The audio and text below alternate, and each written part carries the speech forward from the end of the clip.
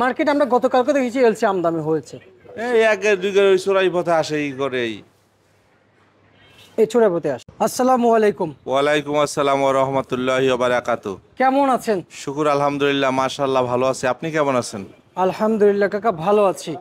কাকা, পেঁয়াজের দাম আজকে বাড়ছে না কমছে কাকা? কিন্তু গ্রাম থেকে তারা বলতেছে, ব্যাপারীরা বলতেছে বাজার বেশি, একটু বাড়াই বেচেন, কিন্তু এখানে ওই আগের মতোই ভাও 65, 64, 66-র উপরে কোনো বাজার যাচ্ছে না। আজকে? জি আজকে।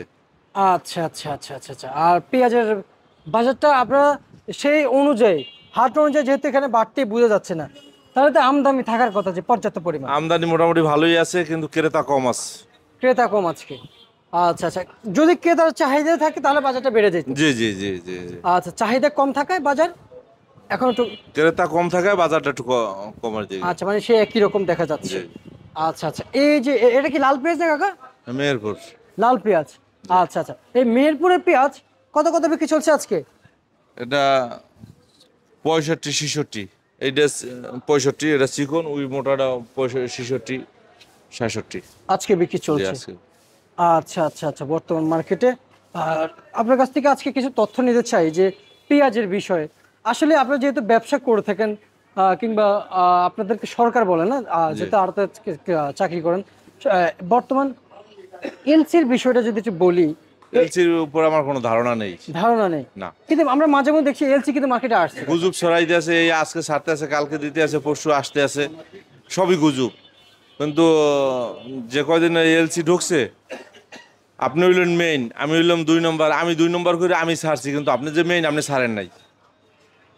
বুঝতে পারছি। এই হিসাবে আমার কাছে ওর ব্যাপারে কোনো তথ্যই নাই। এই শুনি আসছে, আচ্ছা, এই তাহলে আসবে। আমরা বন্দর পর্যন্ত যাই না, আমরা মার্কেট পর্যায়ে থাকি। জি। মার্কেট আমরা গতকালকে দেখেছি এলসি আমদানি হয়েছে। এই একের দুইকের ওই চোরাই পথে আসে এই করে এই। এই ছোড়াপতি আসে। হুম। এতে বেশি কিছু? না। এতে কি ক্ষতি হবে ব্যবসায়ীদের? ক্ষতির কিছুই নেই। দিয়ে এক এক, দুই, 5 গাড়ি, 10 গাড়িতে কি ক্ষতি করতে পারবে? আচ্ছা আচ্ছা আচ্ছা আচ্ছা, বুঝতে পারছি। আচ্ছা। আর এই যে পেঁয়াজ আজকে কত কত বিক্রি হয়েছে? 64, 65, 66 পর্যন্ত মাথায় বিক্রি হয়েছে। আজকে সর্বোচ্চ সর্বনিম্ন ফরিদপুরের বাজারটা বলে দেন। 64 থেকে 65। আর যেটা পাবনার পাবনাটা বাজার? 66, 65। 66 থেকে 65 টাকা বিক্রি চলছে। জি। আচ্ছা। আদার বাজারটা কেমন রয়েছে কাকা আজকে? আদা 100 আছে, 95 আছে, 110 আছে, 5 আছে, 15 আছে। মালের কোয়ালিটির উপর দাম। এই সামনে যেটা দেখছেন এটা 15। এটা এটা 15? এটা 10। এটা 110? এটা 105। এটা 105? ওইটা 95। ওই কিনার ওইটা 95। এটা নরমাল না? হ্যাঁ। সম্পূর্ণ কোয়ালিটি অনুযায়ী। জি। আমরা দেখছি যে এই শ্যামবাজারের ভিতরে আজ বেশ কয়েক মাস ধরেই নূর বিতানে আদার চায়না রসুনের আমদানি পর্যাপ্ত পরিমাণ থাকে। হ্যাঁ থাকি, ইনশাআল্লাহ থাকবেই। তাহলে তো আপনাদের সাথে যারা ইম্পোর্টার রয়েছে তাদের সাথে, আমদানিকারকদের সাথে কথা হয়। আমদানিকারকরা বলছে নাকি এখন লস হচ্ছে আমদানি করে। হ্যাঁ লস হচ্ছে। লস হলেও এই মাল তো রাখার মতো না। এটা তো আর অনেকে বলে গোডাউন জাত করে, কাঁচামাল তো আর গোডাউন জাত করা যাচ্ছে না। যাচ্ছে না। এই মালটা যদি স্টোরও রাখে, স্টোর থেকে বের করার পর আরো পচবে বেশি। আর পৌঁছবে? জি জি।